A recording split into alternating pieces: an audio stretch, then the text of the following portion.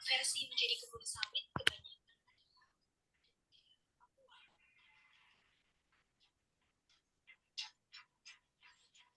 All right.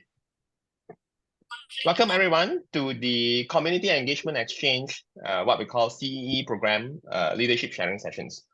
So CEE, the Community Engagement Exchange program, is a 4 months program which will have you attached to a practicum locations in US and to gain different experience in the relevant fields.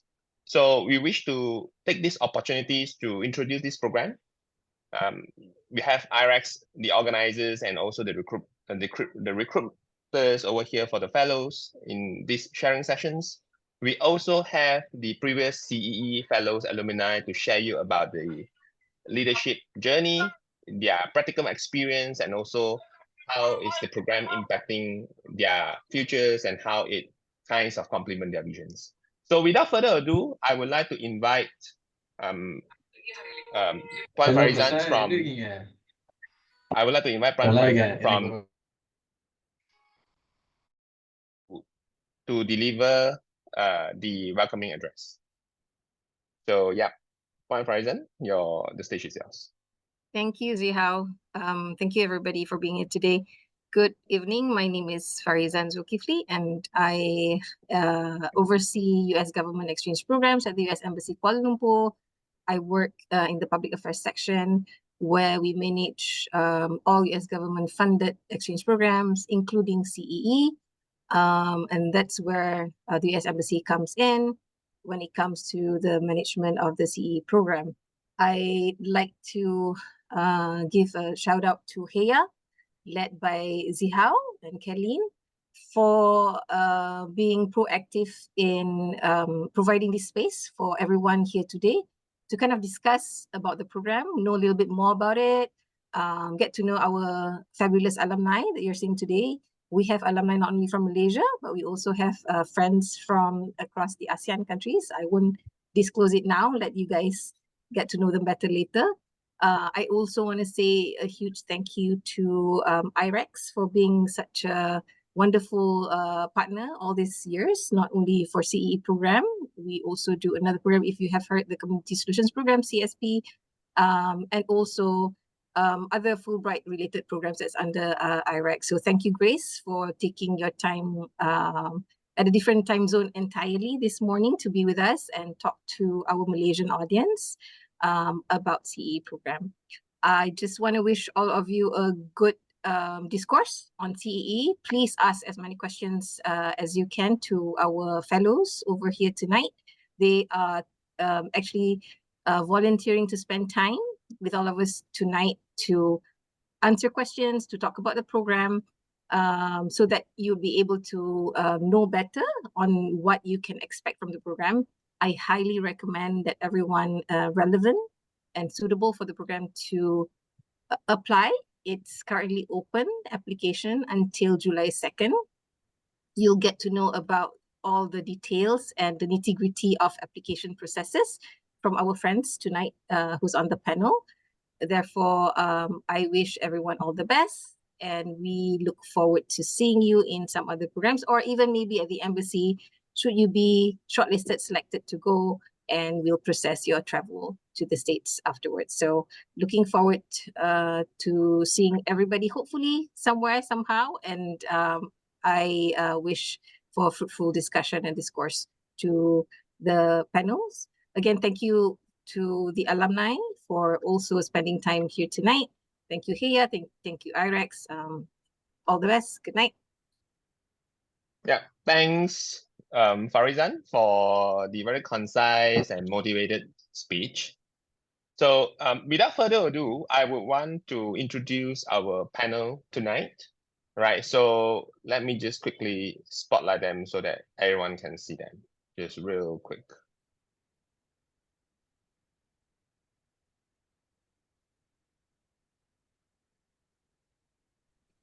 Okay. So yeah, so we have 5 panelists today. There is one from IREX. So we have Grace. Hi, Grace. You want to say hi quickly to the audience over here? Sure. Thank you so much for the introduction. My name is Grace Chimezie, and as Firizan said, I work at the IREX office and I manage the recruitment and selection for the CEE program. And I'm looking forward to a fruitful discussion today. Yeah, and then we have Omar from Malaysia, the CEE Fellows of 2024. Hi, hello. Hi, guys. I'm Omar from Malaysia. I'm a senior associate at Pemimpin JSL. I will talk more later on. Yep. Yeah, thank you, Omar. And then we have Wirama Pupi, also the CEE Fellow of 2024 from Thailand. Hi everyone. So first of all, it's my honor, it's a pleasure to be here.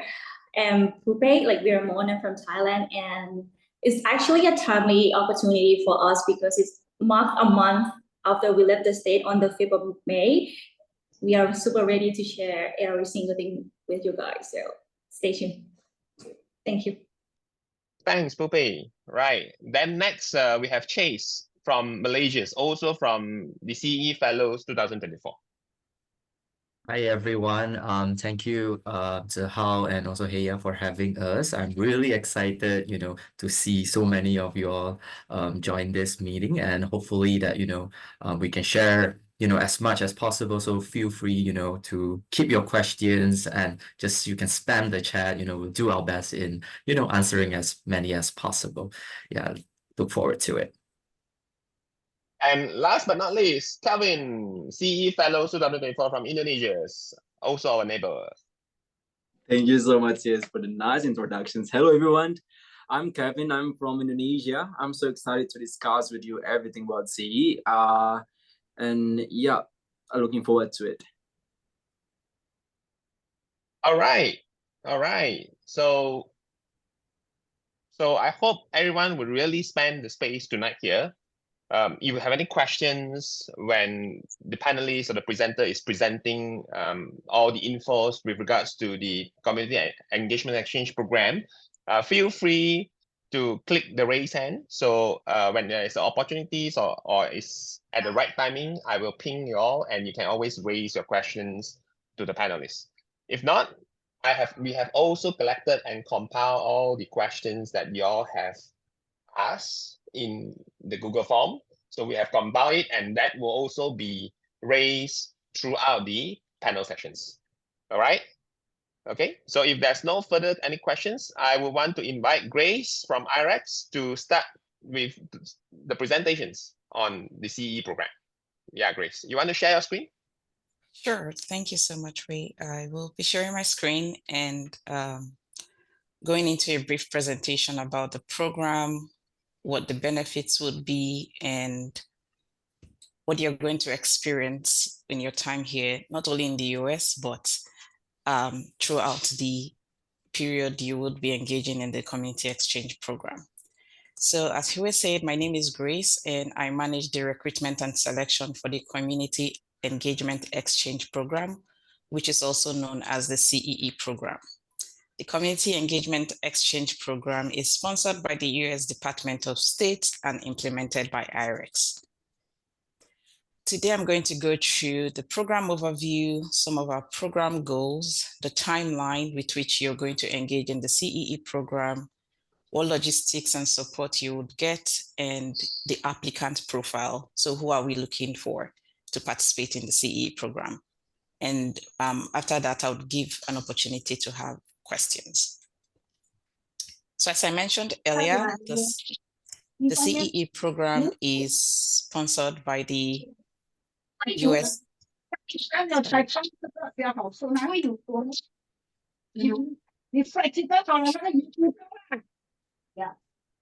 Sorry.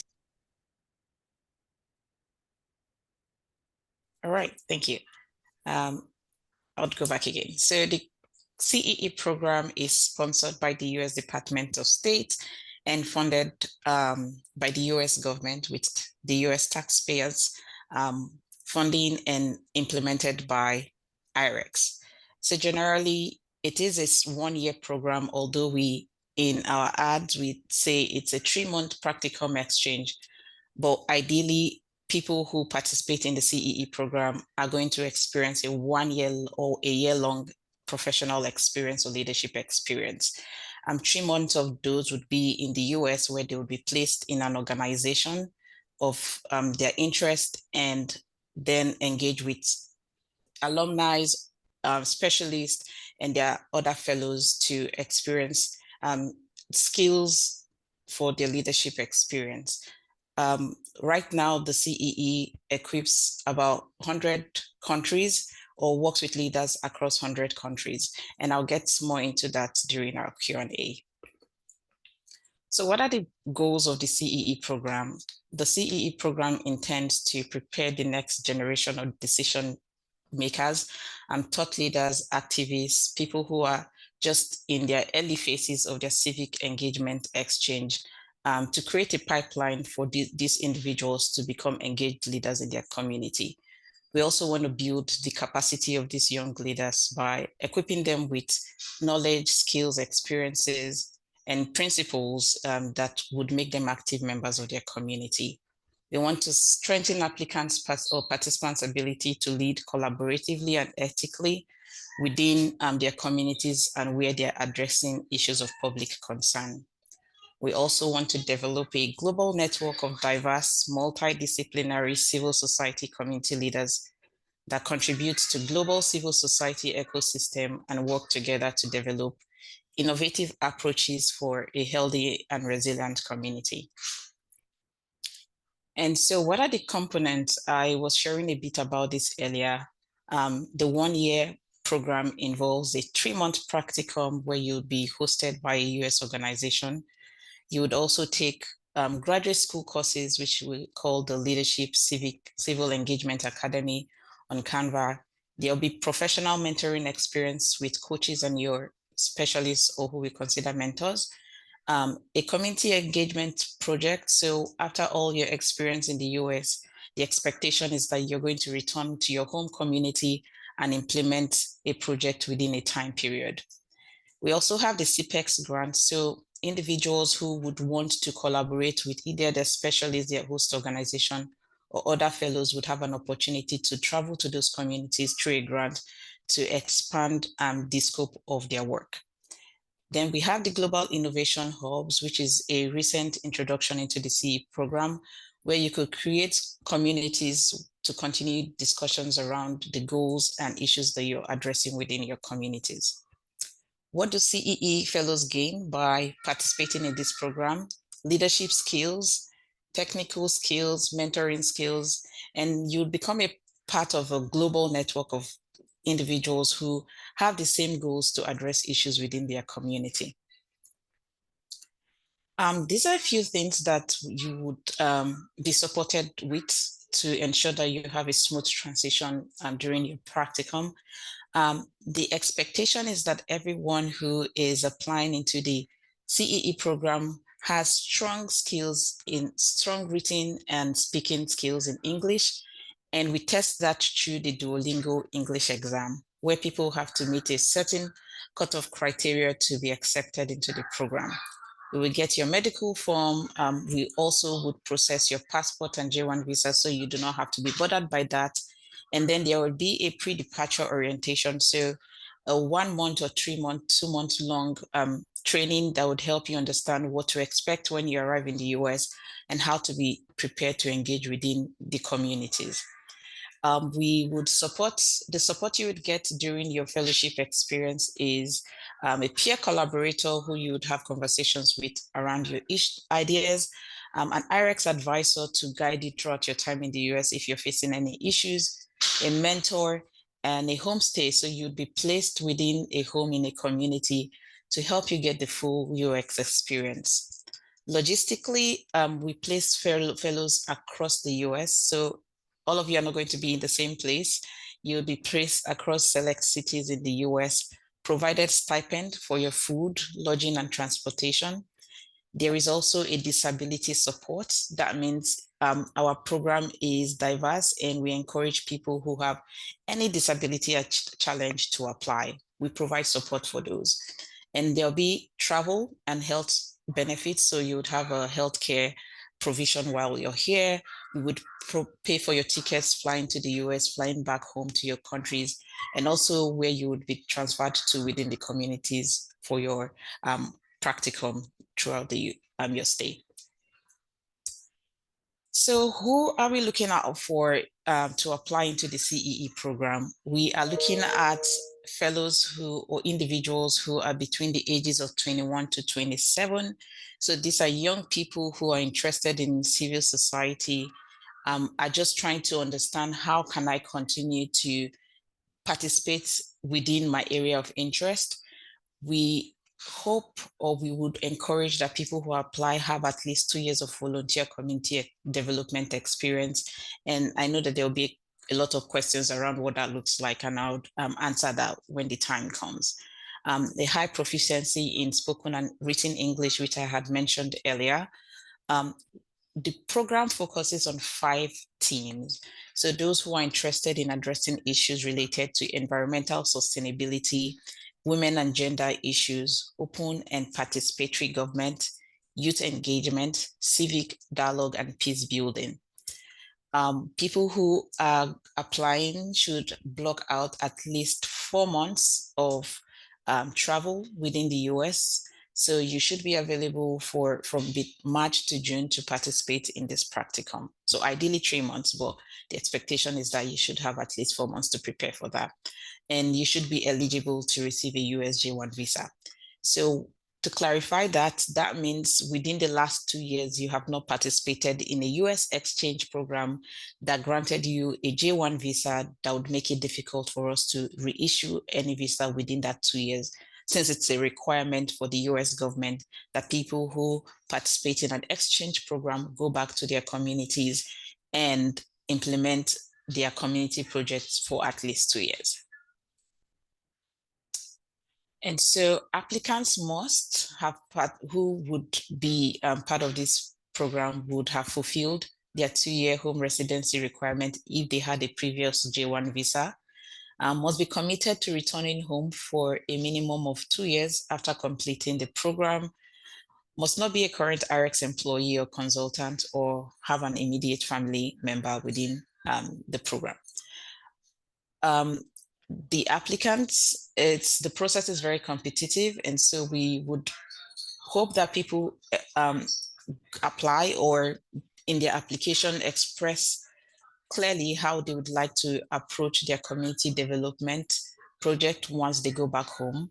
And these individuals would have very little or no experience, but are hoping that this would be a unique opportunity for them to improve their leadership skills.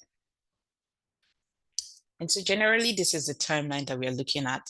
Right now, our applications are open and they would close July 2nd. And so you have a little bit of time. By August, we would have selected semi-finalists who would record interviews, and then we select finalists around October. From October, individuals who have been selected into the finalist stage would be invited for their visa, to submit their medical forms. And then those who have finalized that process would participate in what we call the virtual pre-departure orientation. So you'd be informed about your expectations of when you arrive into the US and how to transition smoothly. Then from March to June, you're expected to be in the US to participate of 2025, to be in the US to participate in the 3-month practicum. And then July, you'd return home and engage in your community engagement exchange program. And then by the end of that year, we start to transition into the Innovation Hub activities and engaging with others within your network. So why would we encourage people to participate? You're going to be developing skills, and you're going to hear a bit from those who have just left the program, what their experience was like. You would develop technical skills of collaboration within the US by being placed in the US host organization. You'd strengthen your leadership skills through coaching. We do provide coaching for individuals, and with your mentors, you would have all of those information and things to address and how they could support you. You would also build a global network of just very diverse in over 100 countries, young people who are working to address challenges within their community. And also the CEE program is fully funded. We provide stipends, transport, and every other thing that you would need to succeed. So I'm here showing examples of people who are applicants. We have people who are just high school graduates who have 3 years experience working for their local community. They have noticed the rise in LGBTQA crimes within their community, and then they started a podcast to combat that. Their interest in the program is because they want to scale up their reach and launch an online platform through the experience and the skills that they gain from participating in CEE. Another is a recent graduate who just completed their study in political science, and they are frustrated about a low youth turnout during elections, and they've co-created a civic training for university students. And when they are applying into the program, their intention is to find more networks and people to expand trainings to high schools within their local communities. And then the third example of a profile is a muralist who uses art for storytelling. They share their art with women on women's stories on TikTok. They've just launched online tutorial videos calling for activism and to support more women who are interested in storytelling through art. And they're interested through their program participation in enhancing this technique and expanding their reach. So as you can see with these profiles, we have diverse people who are interested in just so many things, but all of this is geared towards addressing an issue within their local community. And we just want to highlight some of the voices of alumni. These are people who have shared what they've gained from being part of the CEE program. Elena says that because of the CEE, I was able to reassess my values and priorities and present myself in a clearer way and really put into perspective more sustainable ways of working. This is a fellow from Bulgaria.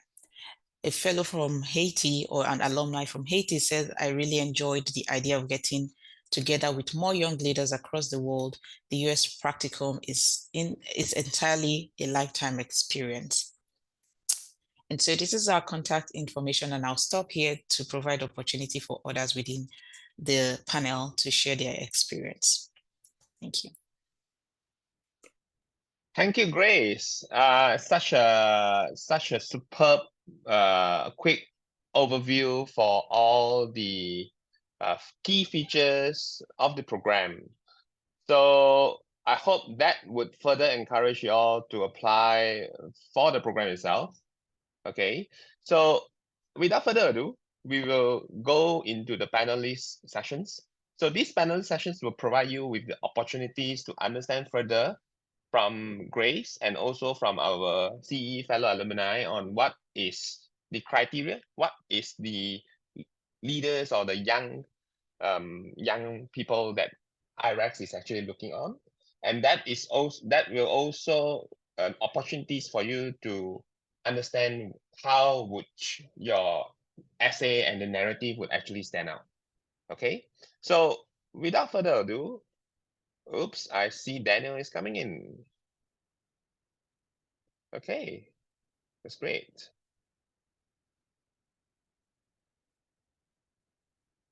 So let me just quickly introduce. There's another IREX IREX people joining in. So hi Daniel, are you there? Oops. Okay, probably we will talk. We will introduce Daniel later, right? All right. Okay, so now let me share my screen. Now we will go into the fellows panelist introductions. So let's start with Omar. So Omar, you want to quickly introduce yourself, your background, and your fellowship journey? Yeah, sure. Hi, nice to meet everyone. As I said earlier, my name is Omar Ihsan. I'm from Malaysia, currently based in Kuala Lumpur. I'm an education and SEL advocate. For those who might not know, SEL stands for Social Emotional Learning. I am currently a senior associate at Pemimpin JSL, a not-for-profit organization in Malaysia that focuses on strengthening leadership in schools. My background is in psychology. So before I started my work at Pemimpin JSL, I was doing research under the Malaysia's Ministry of Higher Education. So my research was focusing on SEL and also mental health in schools in Malaysia. I specialize in mental health. I used to work in a community mental health organization, and currently now working in the education field. And I'm a CEE fellow from 2024. So I was based in Houston, Texas.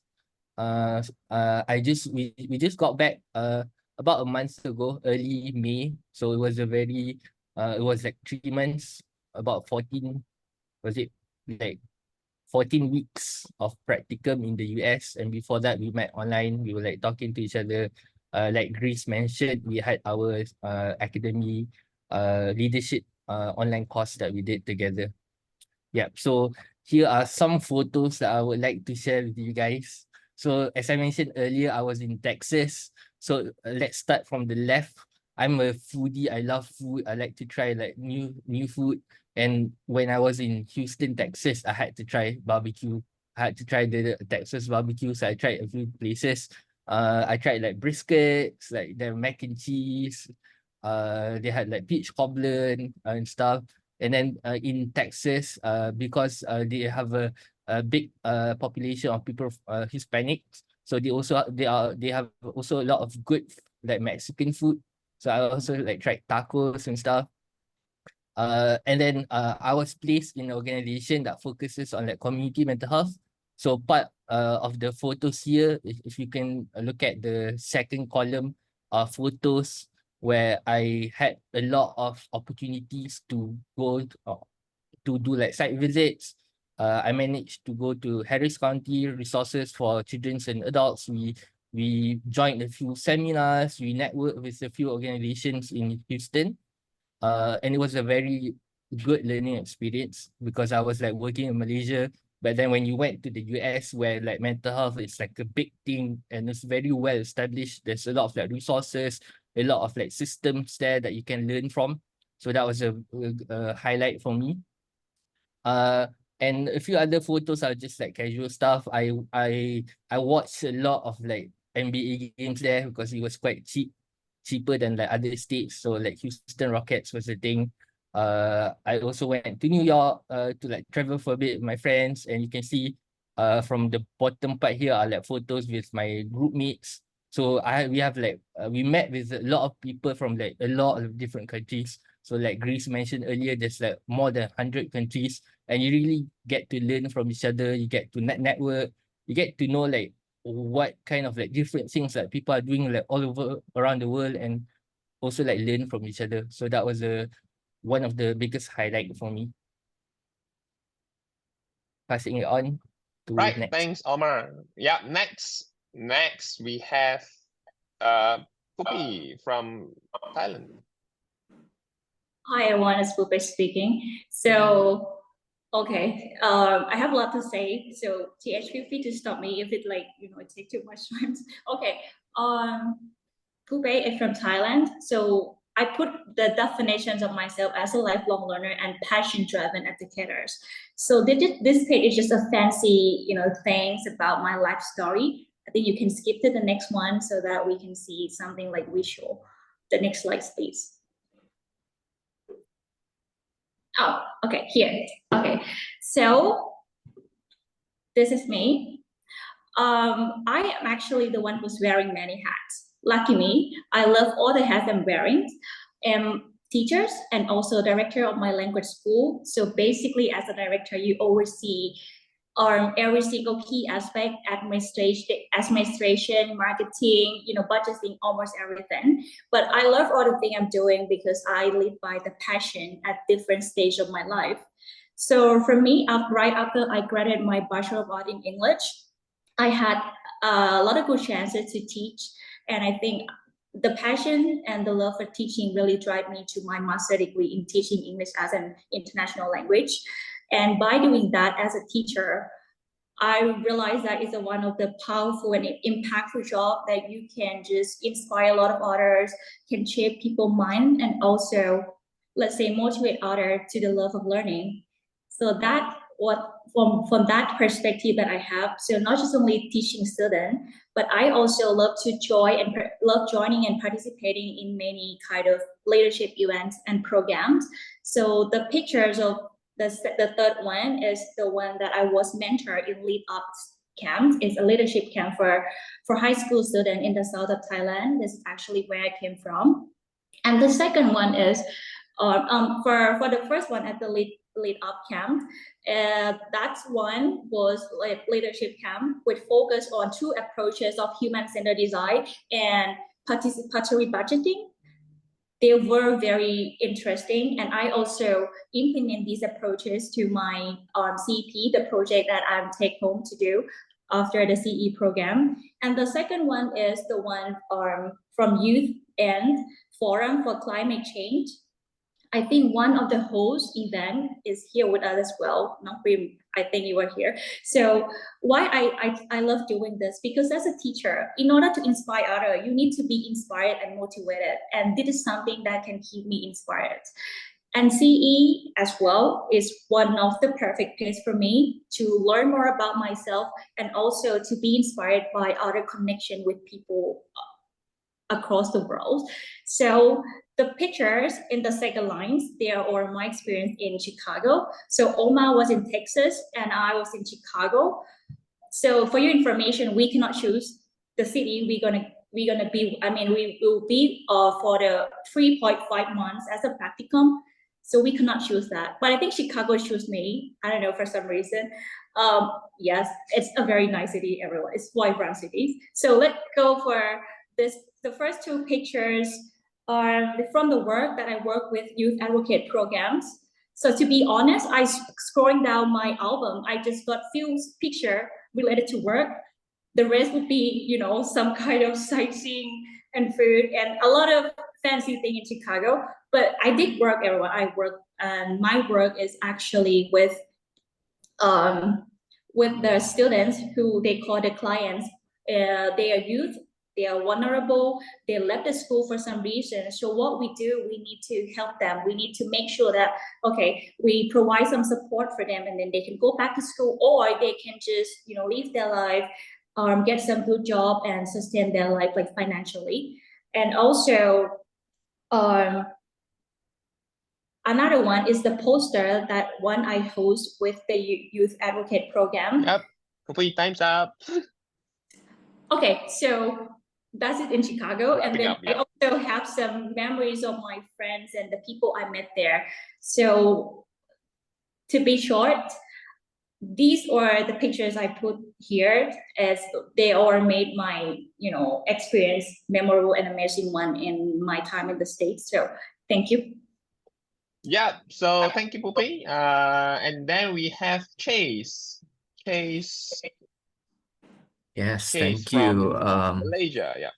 Yes, so I'm from Malaysia. So I think before I start introducing, I just want you know, all the applicants, potential applicants here, and you know, listeners here to know that why are we sharing this? It's because also we hope that you could relate to us as well as to how you could advocate for yourself and you know, share your stories through like how we're doing here.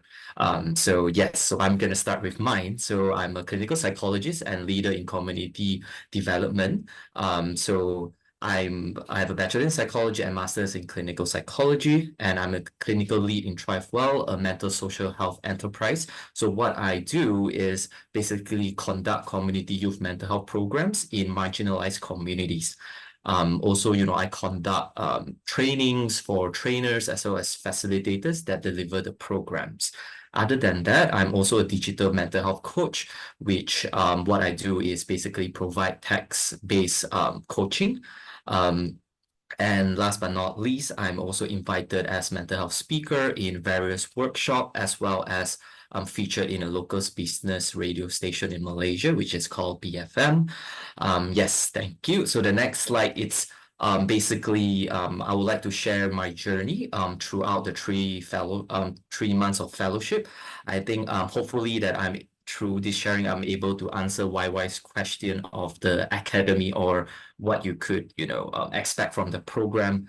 The first part is definitely what really highlighted was the leadership program, the academy, which, we started off with orientation and end with an end workshop. So these two are really important, and you have to make sure that you are healthy and you're energized throughout these two events, because you will be connected to other fellows, and this will be a opportunity for you to make new friends and make get to know new leaders out there as well. So the next photo is basically my practicum, which I was placed in Philadelphia. I was placed in a trauma-informed arts institution that run trauma-informed arts program towards different marginalized community. And the next photo, which as you can see, there are children. So what I do is I also volunteer in English ESL, English Second Language classes. So another thing that I want to highlight as part of the fellowship is you're given a chance to really, immerse yourself in the culture of the States, and, you're able to given chance to volunteer in different kind of organization. IREX also helps you to connect to people during the orientation, things like that. So that this is another highlight of it. And to the right is basically my host mom. So this is another opportunity for you to connect to, I was placed in a host family, and this is another cultural exchange experience that I have, which was very valuable, and I'm still in contact with her until now. And the photo below is basically the friendship that I made throughout the fellowship, which again, these are leaders and change maker, throughout the whole country, which again is another key aspects of CE programs that I think is really sort of the pivotal of my life. And then on the right is another opportunity that was given to volunteer, which is a project home that provide housing towards homeless. And last but not least, I end this sharing with Philly cheesesteak, which is the sort of, I guess everyone knows that everyone hears Philadelphia, the first thing they would think was Philly cheesesteak. So this is something that I love, and I started to crave for it as well over here. So that's it for my sharing, our introduction so far. So I'll pass it to the next one. Kevin. Yeah, Kevin from Indonesia. Come on. Yep, here goes. Kevin, you're mute, by the way. You're mute. Oops. Okay, I can't unmute myself. I'm sorry about that. Okay, hi everyone. My name is Kevin. As you can see, it's Kevin, but you can call me Kevin. So I am a passionate youth advocate from Indonesia, and I define myself. I work with the USAID as a digital youth council, and also in Indonesia, I built a hashtag where enough of that, we call it WAI, it's anti-bullying organizations in Indonesia. And I was invited as the International Monetary Fund Youth Fellow and also the UPG Sustainability Leader. And I was studying in the University of Pennsylvania and National University of Singapore. And throughout my experiences, maybe you can go next. And throughout my experiences, I actually love doing youth engagement. Maybe next. Throughout my experiences, I do youth engagement. I was placed in the it's from Denver, and I was placed in the organizations called SPAN, Steadfast Progressive on Non-Violence, focus on domestic abuse. And you can see that's my part of my last journey in SPAN. I presented, and I work as the education teams. I passionate on the educations, especially on the engaging with the young people towards their day-to-day, especially on the health classes. And as you can see, so many pictures that I put here together with almost all people in the panels as well. So I will as part of the mentoring itself, and I'm grateful to be part of the big communities in Boulder. and working together with the team in Boulder and with my host family. You can see that I built a snowman over there because Boulder is near to it's a beautiful city surrounded by beautiful mountains. And what I just saw that the timeline's quite changed now. It's supposed to be spring and until summer, but just trust me, Boulder full of snow over there. And what I can highlight from these introductions is because of my and I was graduated as the economic student before in Indonesia. But I can see that youth engagements help me to enrich my knowledge and also meet so many great people from many countries. So I saw some questions on the comments, and I do believe that these particular points help me to build my applications to become one of the CE fellow itself. So I'm so excited to discuss more about it, and I pass it to our host, Mr. TH. Oops, I was supposed to share a little bit about myself too. So yep, so sorry.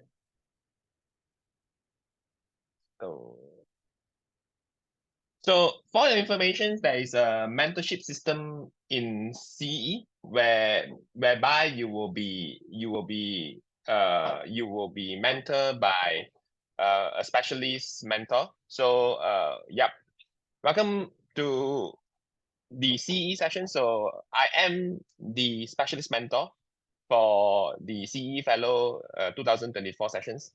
So my name is Zihao. I work in a US MNC tech company. I founded Heya, and also now the founder of Heya Inc. in the non-profit think tanks, and also a people trainings academy. I used to be the YCLE professional fellows under the governance and society categories. And I'm also the Shivering Scholars, where I completed my international socials and public policy in LSE. So people like me, my LSE mentor, have given me a name. They call it a tri-sector athletes, where I actually cross over corporates, governance, and nonprofit. So this is about me. So I coach and I help mentor some of the mentees. Like part of it, you see over here, the panelists. We work together to achieve all the communities development goals in CE programs. Right, so that is about me. So without further ado, I just want to quickly bring everyone into the panelist sessions so that we can further understand, answer questions from the floor. Yeah, so hi Daniel, can you hear me? Yes, I can hear you. Yeah, so yes, Daniel, you want to quickly introduce yourself? Yes. Hi, everybody. My name is Daniel. I am also on the IRIX team, along with my colleague Grace. I am the Communications Program Officer for the CE program. I've been working on the program for a couple years, and I am based here in Washington, D.C. It's good to see some familiar faces, and I appreciate you all making the time to join us this evening. Thanks, Daniel. Thanks. All right. So I think there is already quite a number of questions asking in the group chat. So the question sounds very familiar. I think one of the principal core questions that they ask is, what is the young talent or the young leaders that IRIX is actually looking to join in the community engagement exchange program as a change maker? Do you need to be like a very prominent leaders in your countries? Or if you have any specific visions that would really fit into the teams. Yeah, Grace and Daniel, probably you want to start with this? Sure, I could start and I would invite Daniel to share. You do not have to be a prominent leader in your community to apply to the CEE program. As we said, we are looking at or for more young people. What we do hope in our applicant profile is someone who is dedicated to their communities. And we are looking at that through your volunteer experience, your professional experience. So if you are sharing in your application that you are interested, for example, in addressing environmental issues, we would look at in your essay, for example, what have you done to address that challenge within your community. And it could be something as simple as we highlighted a podcast, bringing together young people within your communities to discuss an issue. Nothing high scale like engaging with a policymaker or have implemented a policy to change. We are not looking for that. We are looking for young people who are passionate, who are also looking at ways to learn and see more resources or get more resources to improving those challenges that they're seeing within their community. So no, we are not looking for someone who is established. We're looking for someone who is curious, who has already started creating solutions through either collaboration, creating a small scale TikTok video, YouTube video to talk about this challenge, organizing, that's kind of the profile we're looking for to participate in this program. But Daniel, you could go ahead to share more. No, I think Grace said it perfectly. I think that this program is for leaders who are emerging. And by that, we mean in the beginning of their career, starting their journey as community leaders and activists. The whole idea is that this program should be an accelerator for you to get to where you want to be in your career and in your journey as a community professional. So what's important is that you have a clear idea of what you care about in your community, of what you're trying to solve, of what you're trying to affect. You don't need to have it all figured out. You don't need to have, awards for your work in that or be working for some, crazy company. That's not the point. The point, what we hope to offer you in that position is the means to get to where you want to go and the means to grow as a leader, to grow as a professional, and to grow as a community activist. So. All right, thanks, Daniel. So I think I heard quite a numbers of key points here that you do not need to be a prominent leader. You should be someone trying to do something small, but you have a greater visions in mind with your works that you try to make some changes over in your community. So I think this is truly related to one of the key questions that you will need to address during applications. Like you would probably need to summarize your works and and also share what is your aspiration, your visions and goal. So yeah, Pupi, you might want to share a little bit on how you actually narrate on this, how you kind of shape your visions, knowing your aspiration throughout the applications. Sure. So one of the things I would like to say firstly about reading through the question. So in one question, there are sub-questions within. So you need to break it down, and tap into each of them, with the example and, as specific as possible. So 4 to 5 sentence summarize, of your current work. And I think one thing that if you look at the front page of the website of CEE, they say you need to have minimum of 2-year professional or volunteer experience working on community or civic society issues. This is the thing that you can showcase your work. This is something that unique. So it's not like others. What is your experience there? So just show that it can be volunteer experiences. Experience that you have, in different things that you're doing, but make sure you showcase that and then balancing the things like you have done, what are yourself right now and something that you would like to do as your goal. So when talking about goal and aspiration, they didn't really mention that it can be professional goal one, but it can be career aspiration, personal goals, and desired lifestyle you want to have. So like I mentioned, break it down and make sure you tap into each of them. So one thing that I have when writing goals, I think you guys know about the SMART goal. You need to write the SMART goal smartly, the SMART one, the specific one, measurable, attainable, relevance, and time, specific date. So make sure you have this with your visions and try to kind of bridge what you have done in the past experiences, yourself now, and also the goal and aspiration. It's kind of like you telling the story. You know the audience, the one who's gonna read your essays or your, answers. They haven't met you, they haven't known you. So make sure you tell the story with the one who have no backgrounds on you, and that would be the way I respond to how to write a summaries of your work experience and bridge to the goals and aspiration. All right, thanks, Pupi. So you talk about your work experience and also how we should actually use the SMART goals when you are writing the short summaries of your works. Now, I think everyone when you apply for exchange, apply for very strong reasons. You see some issues in the community that you wish to be part of the problem solvers. So Chase, could you share that what is the challenge that you actually sees in the community and how you actually leverage the examples and then kind of use these to apply into the CEE, and how would actually that change your whole trajectories for the community? Yep. Thank you, TH, and also Pupi for really breaking it down to how to answer the first question. So I'll be addressing more towards I think one of the questions of describing a challenge affecting your community that you care about deeply. So for this question, how I usually will go about it is to really reflect onto your experience, challenges, barriers that you face throughout the years, months, or even daily struggles across your work. So I think one of the chat that I saw that wrote down that probably like I think you mentioned about haven't started any organization, but you have a lot of volunteering experience, right? So I'm just going to use that example is think about the volunteering experience that you've had and reflect a little bit what are the commonality challenges or problem statements that you've seen across the volunteering experience or the people around you that keep facing or complaining about, but at the same time couldn't really find an answer to.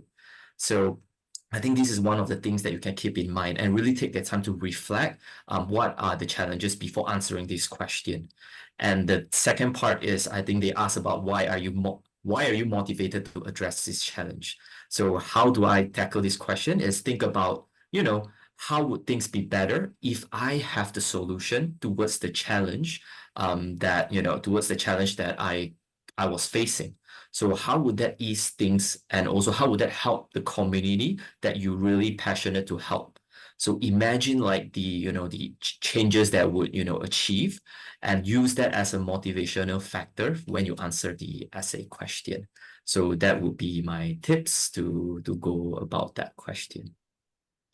Yeah, I want to redirect the next question back to Grace and also Daniel. So I know under the CE program, there are various categories and also themes that the applicants can apply to. Do you want to share a little bit more on what they usually will experience in the respective theme?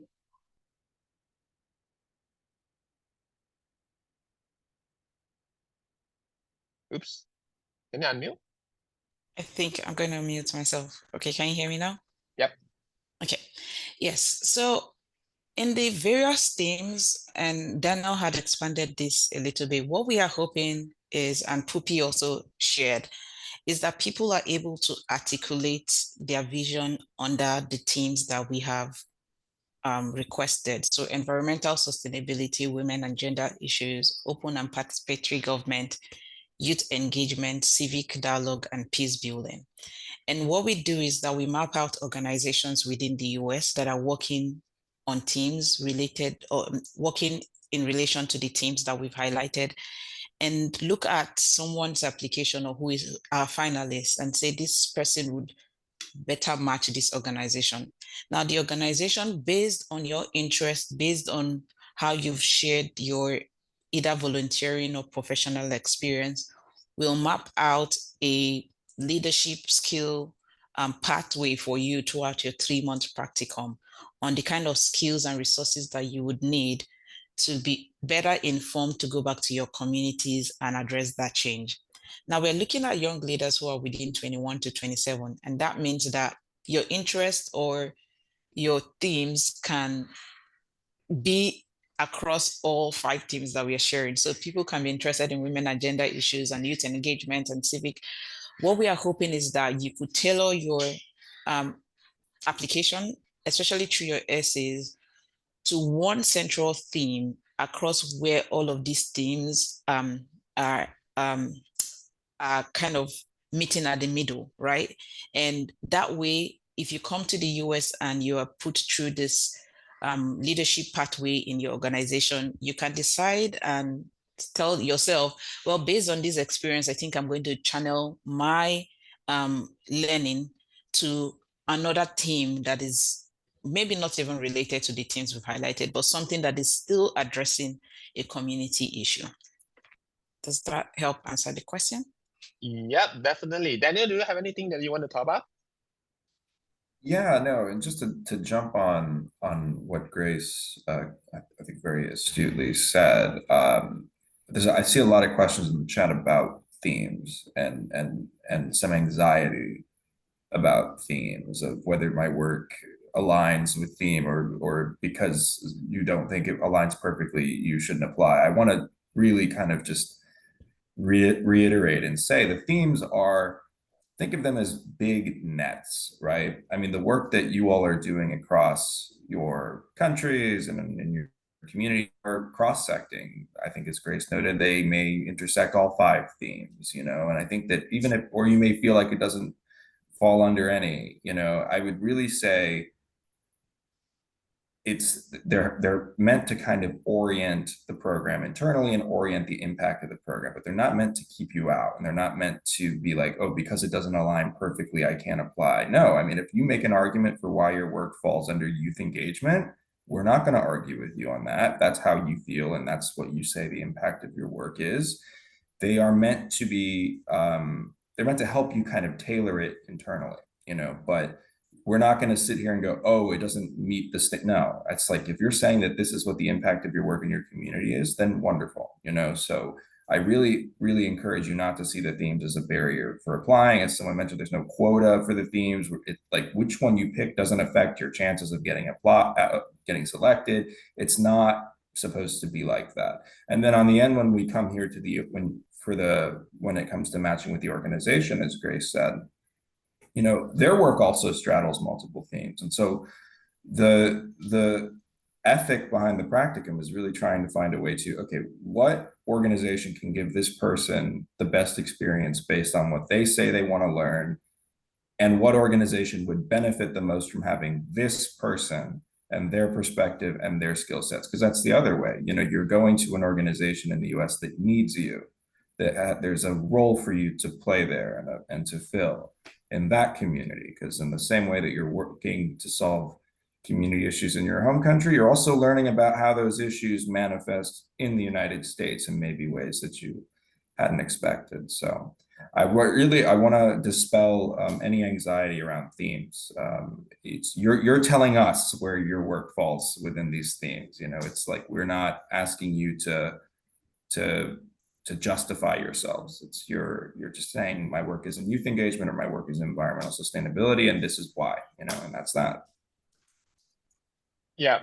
Daniel, I think that that piece of information will be really, really helpful. I guess a lot of people is cracking their head which category to apply and how we will judge them. So I think it's good to know that it's up to them to justify and also to provide some of the experience, you know, and things that have been done previously. And I think this is really, really crucial and related to one of the essay questions. If all of you, if those have joined the WhatsApp group, I have already sent in the essay questions in the WhatsApp group to remind you all to have a look, to have a thought, so that if you have any questions, you can ask over here. So Kelvin, so your turn. Now, share us a little bit on the community issues that you're facing, how you have addressed that, and how have actually CEE helped you to attain your goal in 3 years' time, you know, like a short-term goals for that. Yeah, Kelvin. You are mute.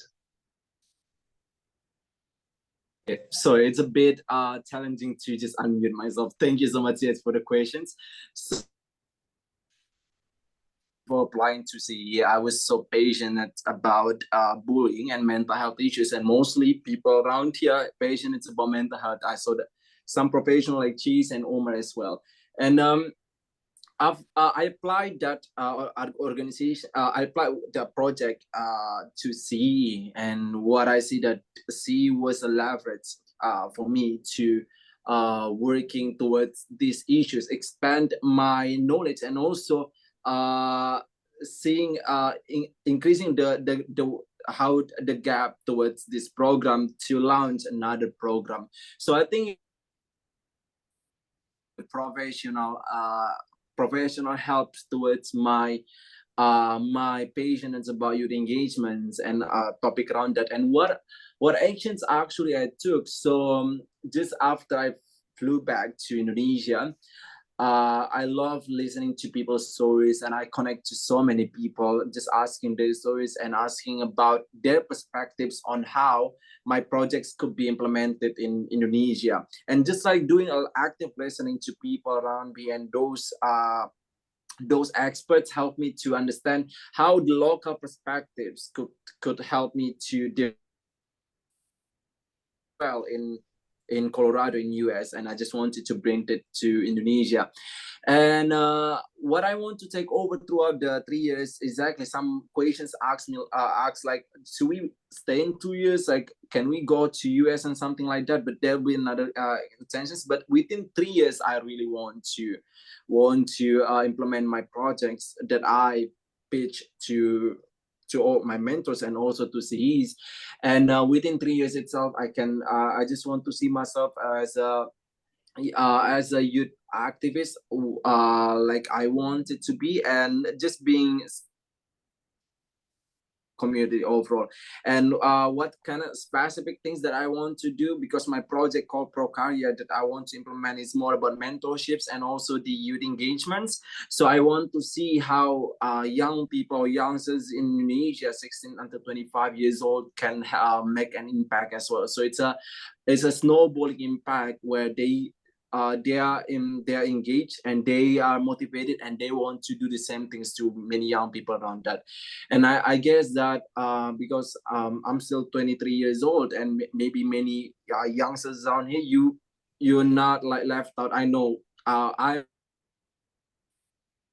sometimes like being FOMO and just like think about like, what am I doing? Like, what should I do? And something like that. So you still have time, and you still have like more knowledge to gain on from many people. So I guess this C is one of the opportunity to do so. So back to you, TH.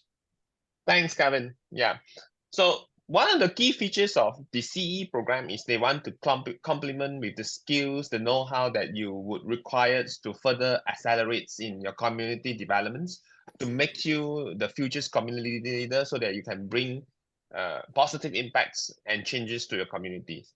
So that is very important to understand yourself better on what is the skills, and what is the development goals that you have in mind and that you wish to pick up from CE. So Omar, do you want to share a little bit on that? How you actually perceive this narrative? Yeah. Yeah, sure. I think as we are like halfway going through the questions, it's also important to take note of that each question is like connected to each other. It's not like a standalone question, and it's also like to help you to like put down your narrative of like who you are, what you want to do, what have you done, and like what do you need from the program. So I think it's very important to take note of. You don't have to have like everything figured out. Like I mean, like we are still in that age where we know what we want to do, but not I mean like we're still like figuring things out.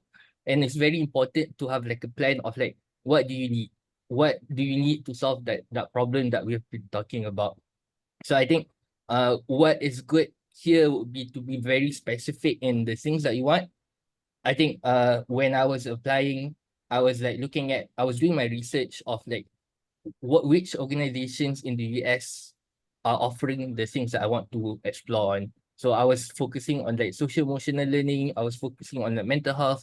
Which organizations in the US are doing this? I included that in my essay. What kind of skills do I want to apply for? Do I want to learn from these organizations? So I think like having that clear plan of like what do you need from the program, be very specific, do your research of like what do you want. Then I think that will really like help to strengthen your essay. Yeah. Yeah. Thanks, Omar. All right. So is there any questions from the floor that you will want to raise? I'm gonna ping you if you raise your hand. Anyone? Anyone? All right. If no, then yeah, I'll just back to the panelist sessions in this case. So I see there's a question with regards to CEPEX grants program. So I think that is also a very important and also interesting features of CEE, whereby you can work with your specialists, your mentor, and also your host organizations to organize an exchange to your country for community projects. So yeah, maybe Grace or Daniel, you want to enlighten a little bit on this part of the program itself. Yeah, Grace or Daniel. Yeah. Oh, sorry, I realized that all of this while I was unmuted. But would you ask the question again? Yeah, so I think CEPEX is a very important component CPEX. where they actually all the fellows are able to work with the Participating. hosts, yeah, Mhm. and also the specialists, you know, to organize the projects in their community. So do you want to share a little bit more about that? Yeah. Yes. Although that's not my component, I do have an idea about what that looks like. So with CPEX, as we have said, once you have completed your 3-month practicum in the US, we expect that people go back to their communities and implement some community-led project within 6 months. And based on that experience and also your practicum experience in the US, you may have identified someone within this network that would be a good fit for expanding your community idea or collaborating with. And the CPEX grant is an opportunity for you to identify someone within this network that you would like to join forces with and create a broader impact. And so the CPEX grant provides that opportunity where you could write a proposal and the IREX team would, or the US government on behalf of the US government would fund that project either through travel, either through providing a workshop training or something that you have identified would be a best way to collaborate in. And so we fund that idea for you to create a broader impact, not only within your community, but collaboratively across the globe.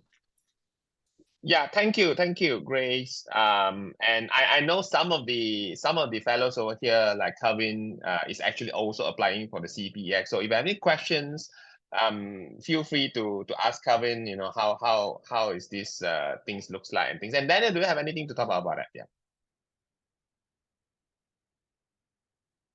Daniel, do you have anything to talk about it? Yeah. Oh no, I think Grace covered it perfectly. I have nothing to add. All right. Thank you. Yeah.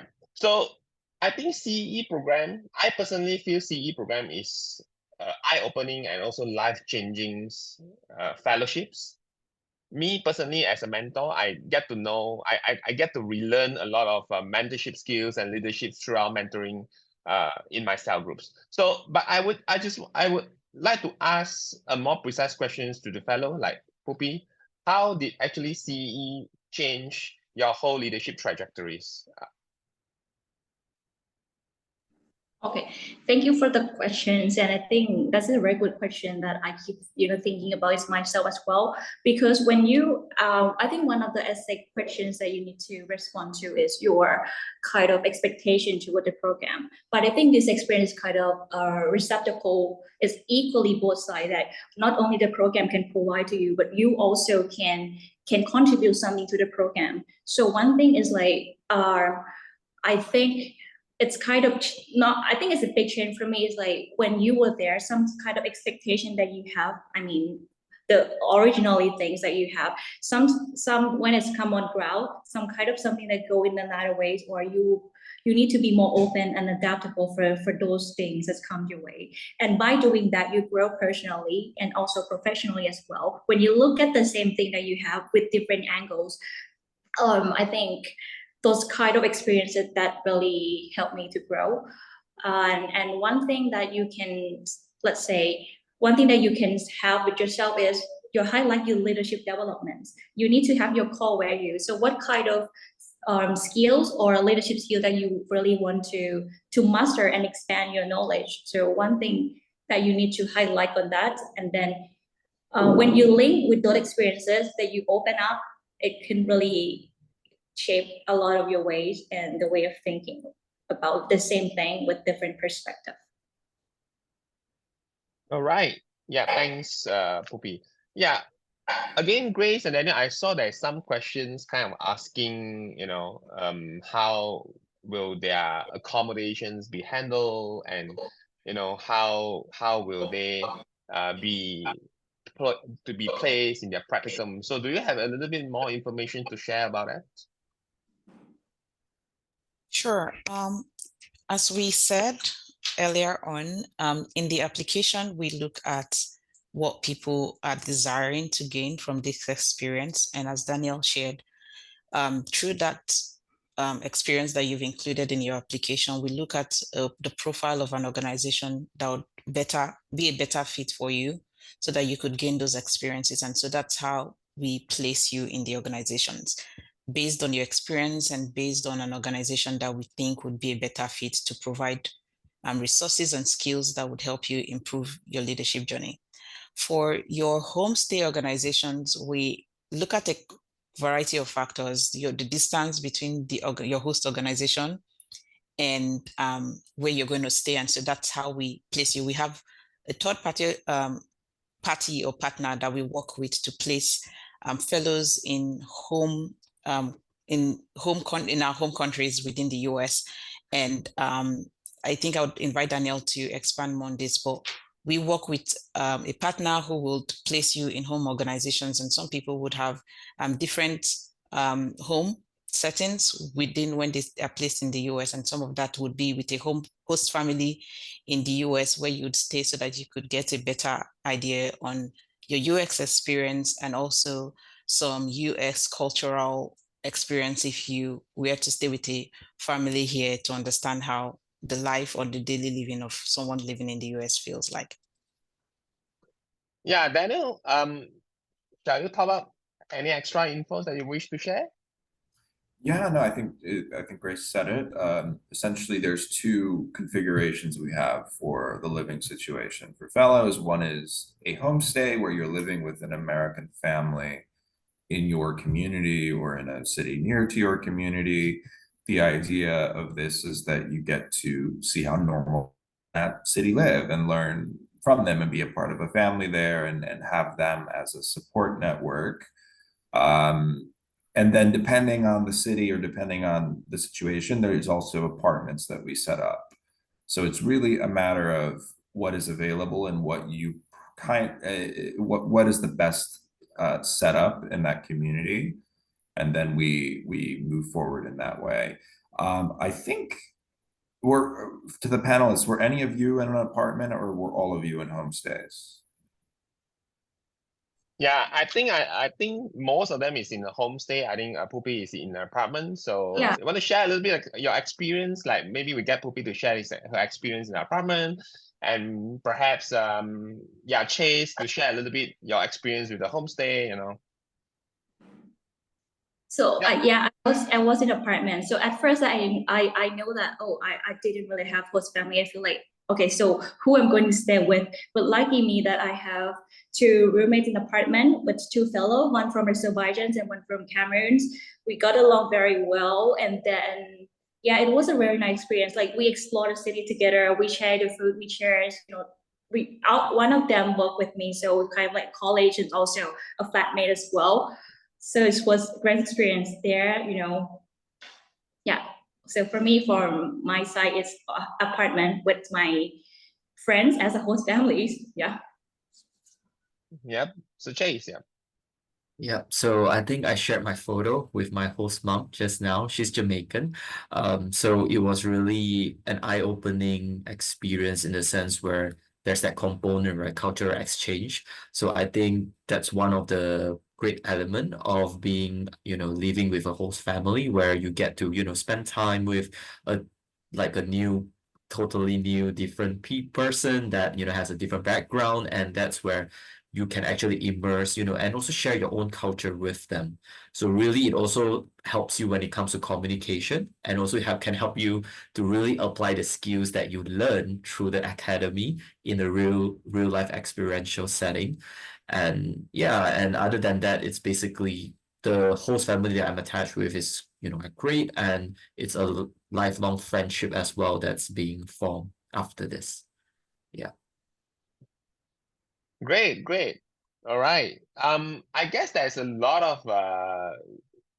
of stories and things within your fellowships itself, right?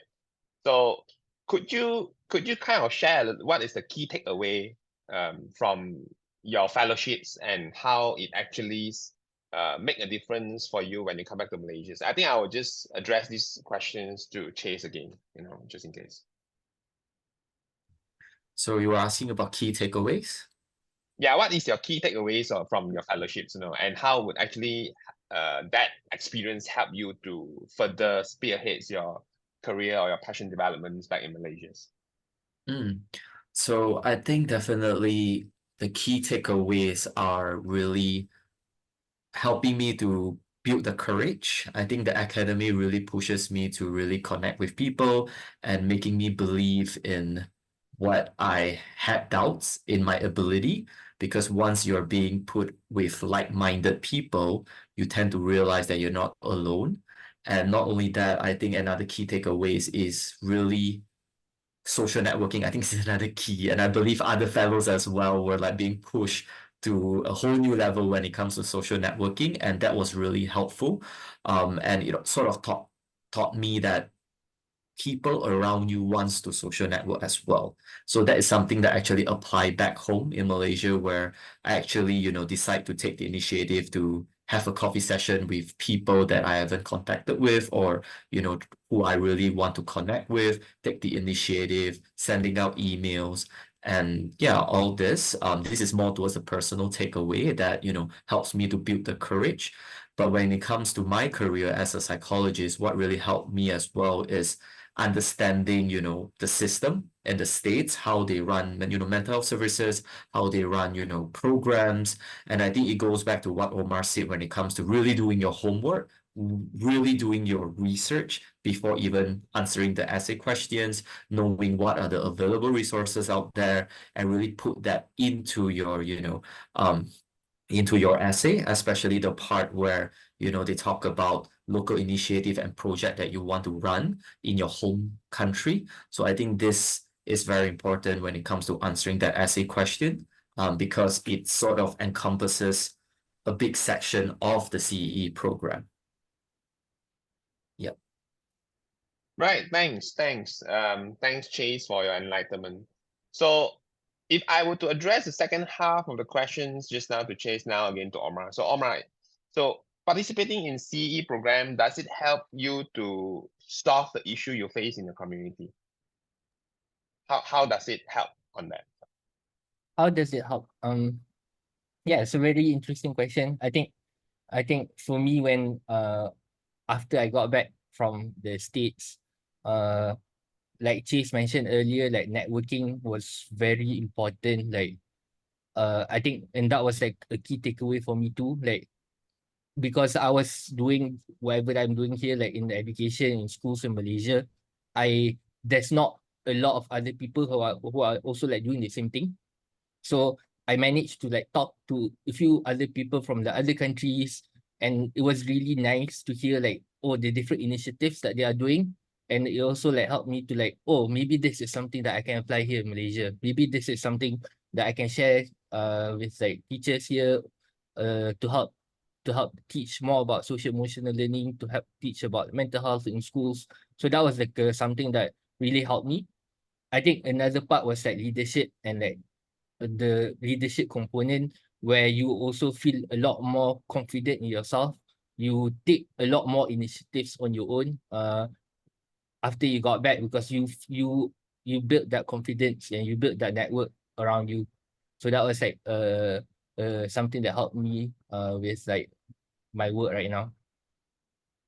Yeah, thanks, Omar. And I know, a lot of those confidence build up, a lot of those characteristics, changes and improvements across the fellowship experience is also achieved through the support system provided by IREX. So in the CE program, there is a mentor that mentor your whole progress.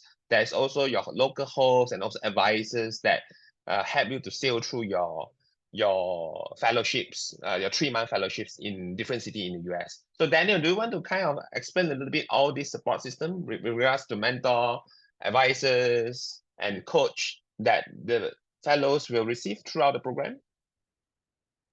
Definitely. Yeah. So when you're in the US for your fellowship and even before, you're really a part of a community experience where you have what we call a multi-layered support system. And that includes when you're in the US, I think one of the obvious ways is that in whatever city you're placed, you're not alone in that city. There's a group of around, it varies, 5 fellows who are there with you, who are your community in that city. So you're there together, you're exploring together, you have each other to lean on if you need anything.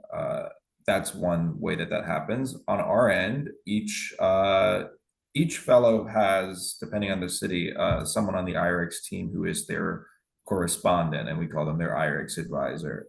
And so that person is there to answer questions, to provide support, to help figure out if the fellow's facing, for instance, like a challenge at their practicum, it's not going the way that they want it to go. The IRX advisor can help troubleshoot that with the fellow and help them figure out how to best approach that situation, etc. And so that's a relationship that's very close. Kevin was one of my fellows in the last year, and so they check in with the fellow regularly just to kind of see how they're doing and are there to provide support. Then there's also your mentor, of which TH is one of our mentors from last year, who is a more experienced community professional, civil society professional, who typically has done experiences similar to the CEE program, who is there to provide direct support for you as you go through the fellowship, but also give context to your goals and to help you tailor and flesh out your professional objectives. And if you're working on projects and you have questions about how to make the project work or how to do a certain thing, that person's a really great resource because they're more experienced hopefully in the area that you want to go in.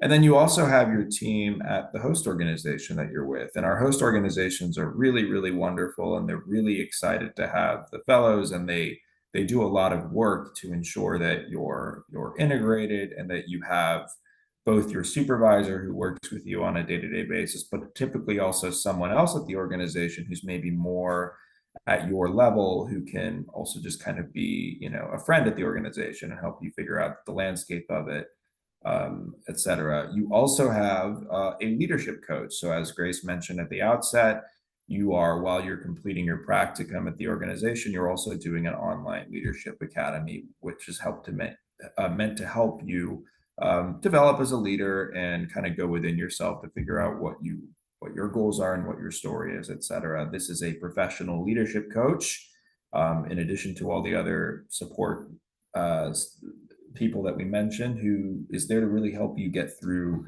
that leadership development process, to help you think deeper about yourself as a leader. And they're really dedicated and really committed to ensuring that you have a successful experience in the program. And I don't think I'm leaving anyone out. I think that is the kind of those together.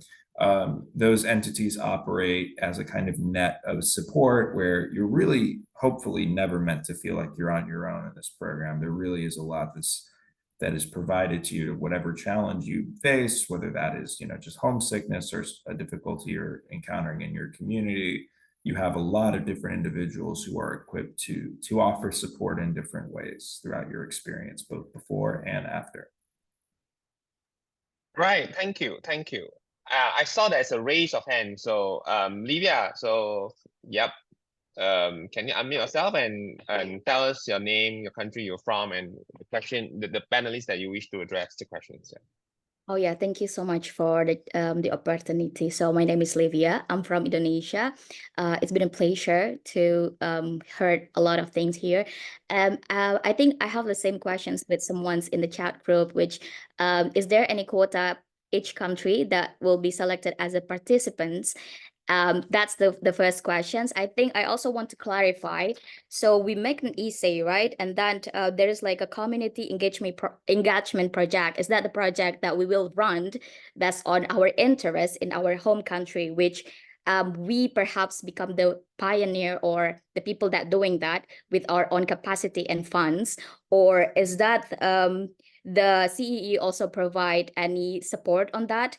And the second one, I just want to clarify about CEPX grants, which I think Miss from CEE for I'm sorry, I don't know what to say it, but you know what I'm talking about. So after 3 months practicum, we will come back to our home country and do like the project for 9 months, and after that, if we want to expand the project, we can write a proposal about that. Is that right? I think that's all. Thank you so much. So I Thank you. guess that would need to be picked up by IREX, right? The questions. I suspect so. If I get you correctly, you're wondering how or the expectation for someone who is possibly pursuing an interest where they would be like a sole implementer within their community or like a pioneer within their community. We are looking for people who are actually thinking about innovations and ways that they could create change. I think the most important factor we're looking at is someone who is implementing change within or interested in implementing change in addressing an issue within their community. The program is designed in a way for you to be supported during and after you've completed your practicum. So for example, those who have returned back home right now implementing their community project can always reach out to their mentor or the CEE team to provide extra guidance on how they can address any challenge. And in that way, we could look at the resources that are around your community and connect you to those who would possibly support you in implementing that project. And as you said, we do, at the end of the day, provide funding or grants through the CPEX grant for people who would like to collaborate more in implementing a project within their community. So you just have to write a proposal, and it's a proposal that is competitive and with the idea that you're thinking about something innovative, and I'm hopeful that you'd be selected if you end up participating in the program. Great. Daniel, you have anything you want to talk about? Just real quick. Yeah, just because, and Grace put this in the chat. Typically, there is no set strict quota for people from countries. It typically, because of the size of the cohort and the amount of countries we work with, it ends up being anywhere from 1 to 3. But there's no set guarantee. And I honestly, from your perspective, I wouldn't worry about that. I think that that's something that, regardless of what that is, you know, if the program is something that makes sense for you and you feel like it's something that would enhance your career and is in line with your goals as a leader and as a person, do it anyway. You know, it is a competitive program, that is absolutely true, but you know, if you feel strongly that it's something that would advance you and that you're passionate about, don't worry about the other people who are applying, and don't worry about what we're doing on the selection end. Just put your best foot forward and write an application that you're proud of. And that's the best you can do, as with any of these things. And Livia, I think the third part of your question, I think, was about the timeline of the project. So essentially how it works, right, is you have the 3 months in the United States, which in the case that you're applying for would end, I believe, in June. And then when you go back to, in your case, Indonesia, you have a 6-month period where you're implementing your project. So from June to December, you're implementing this CEP, your community engagement project. During that time, not after, during that time, the project is meant to be completed in 6 months, or at least get to a point where you can report on it in 6 months. Obviously, if it goes on from there, then fantastic. But the CPEX grant that Grace referred to is meant to help you accelerate that project implementation process during the 6 months. So the idea is that you'll apply for that right after. All 4 of our panelists are recent fellows, and they're just starting their CEP implementation process. And so now they have the opportunity to apply for a CPEX, to have either their mentor or their host come to their home countries to work on that. It's not after, it's during. And in terms of funding, these projects are also meant to be your project. So IREX does not offer direct funding outside of the CPEX, like Grace said, to help you do that. But all of this is factored into your planning process. So when you're in the US, you're thinking about how you're going to make it happen, what's scalable, what makes, and what resources you need to do that. But it's meant to be something that you're putting together with your, in the context of your community and with the resources that are available to you in that space. Thanks, Daniel. All right. We are slightly overshoot, but I have just a last one question. So I think Daniel mentions the CPEX, that you can bring over international hosts, or specialists to a home country to engage, to encourage more exchange, even on your own communities. So Calvin, if I were to ask you how this international community experience will benefits you locally, is there any key takeaway from there, from your experience? Yeah. You're mute. You're mute.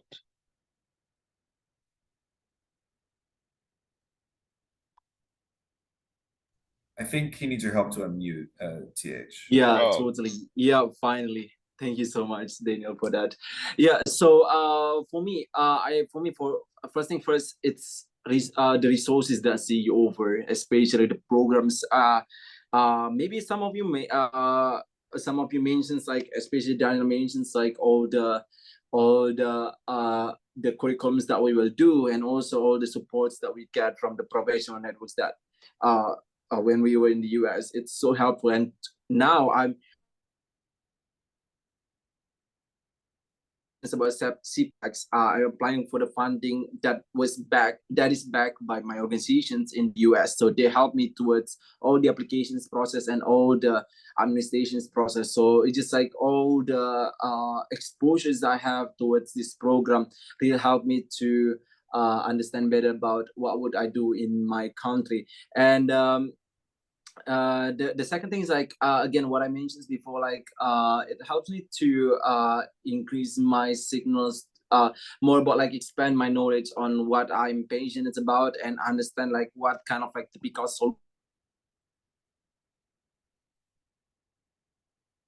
I made a project before with my friends on the anti-bullying, and we did like a social media engagements and social media movement.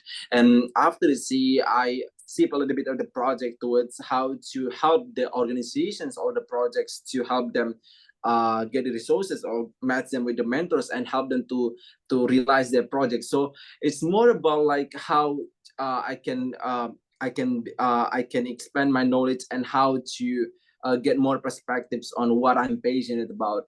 And I think it's more about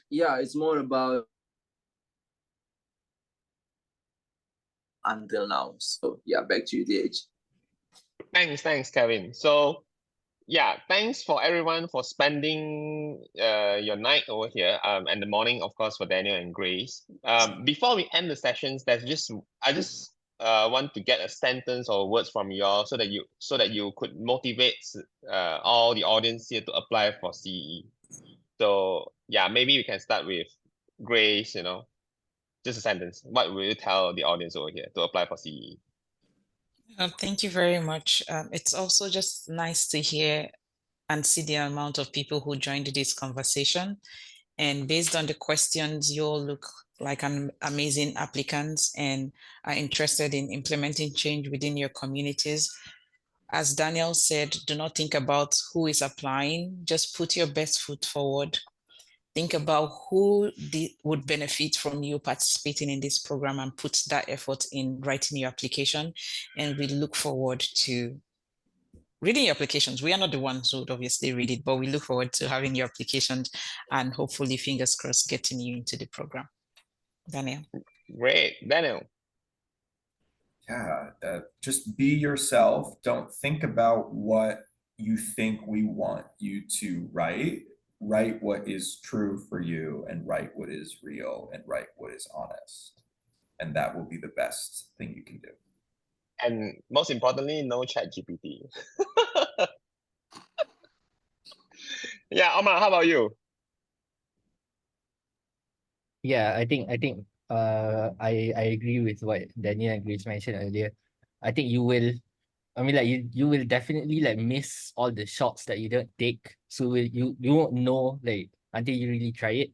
And I think for me, when I was applying for the fellowship, regardless of like the end goal of you like getting it or not, take it as like a reflective process of like just like trying and just like understanding yourself better.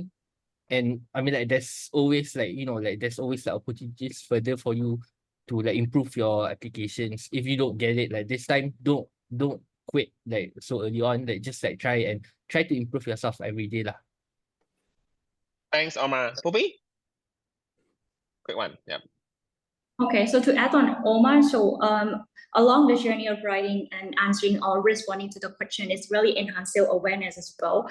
And actually, yeah, say the same thing, break it down, stay true to yourself, write the thing that really showcase what you've done. The only competitor for this application is yourself, not others. So just do your best and wish you all the best really for your journey, whether it's going to be CE or not, but stay true to yourself, you know, stay passionate and motivated. So that's it, or the best for you guys. Thank you. Great. Chase, your turn. Yeah, I think everyone's, encouragement were really amazing. So I'll try to keep mine short. So I believe that when I answer the question is also to remember that there's no right or wrong. It's just your story and your own narrative. And really, I think the way you answer the question is only limited to your own imagination, your own creativity. So I think really you have to dare to dream and also have fun with it because this is your story, this is your narrative, and it's your vision. So really have fun with it and stay true yourself and write it. And last but not least, Kevin. Oh, it's so scary to make me the last one, but thank you so much. I think do your research and always ask for help. Thank you so much, TH, for having today. And one thing for sure, if you do your research, you know what you want, and you can just stop being overthinking about comparing yourself to others. So just be mindful about what you want, and just you do your best, and just keep the rest and just don't forget to break legs. So yeah. Thank you. So yeah, with the completion of the end statements, so the sessions is end here today. So before the session end, can you all just switch on your camera if you are convenient so that we can take a group photo? Just a quick group photo. Yeah. And if you have any further questions that we are not able to address today, then welcome to join the WhatsApp group that I have just shared the link in the chat group. You can always raise your question over there. All right, so I'm taking the screenshot. So page number 1, smile. Okay, just a moment. There's a few more page. Page 2, if you want to open your camera and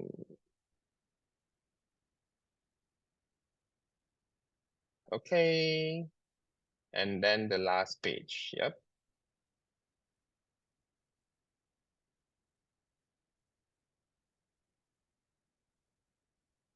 All right, that is done. Thank you so much, everyone. For those who come from the Southeast Asia, wish you have a good evening, good night. And for Grace and Daniel and those coming from the rest of the part, so have a nice day.